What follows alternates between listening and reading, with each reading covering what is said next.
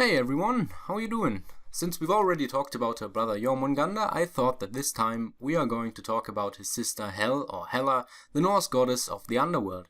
So let's get started. Like I've said, Hel is the sibling, or to be more precise, the sister of the Midgard serpent Jormungandr and the wolf of Ragnarok Fenrir, making her the daughter of Loki and the giantess Angrboda. As all of Loki's children, and that's no offense, she is kind of weird. From the moment she was born, her body was half that of a youthful girl with smooth skin and a beautiful body, while the other half was a blackish blue and seemed closer to that of a really old, almost decomposed woman. Now, while in every depiction one half of her is either black or blue and the other one being quote-unquote normal, only in a few of those she is half youthful and half old woman. As all of Loki's children, she too was feared by the gods for being too powerful.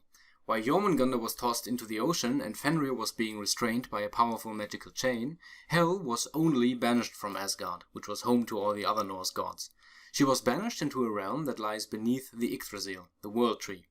Now, as most of you probably figured out by now, Hel then became the ruler of this realm, which became Helheim, the Norse equivalent of the underworld.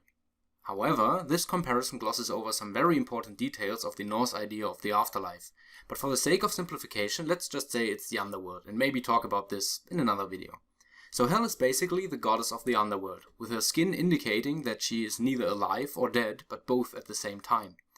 Hel is also described as being somewhat versatile when it comes to her behavior. She treats some with a friendly demeanor and others harsh and cold, depending on what they did while they were still alive. As a queen, Hel holds dominion over all of Helheim. Her residence bears the name Iljutnir, which translates into misery. And her table is called Hungr, or hunger. Her knife is said to be Sultr, which means disempowerment, and her doorstep Falandaforat, or falling danger.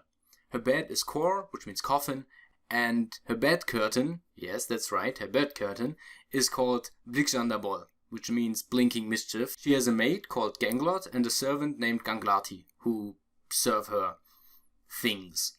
Now, while Hel is attested in the Edda, as well as the Prose Edda, out of the 13th century, as well as various sources from the 10th and 9th century, it is interesting to note that she was mentioned surprisingly little overall in Old Norse texts, and also only in the northern German tribes, and almost none of the others, which is very confusing given that she has quite the important role in Norse mythology overall. It is possible that Hel existed in other Germanic regions as a being, but it is very likely that she only existed as the goddess and queen of Helheim in the northern Germanic tribes. Maybe I'll do a video on Helheim or the thought of an afterlife in the future where I talk a bit in depth about the various underworlds of Norse mythology. Tell me in the comments if you think that this is a good idea or not.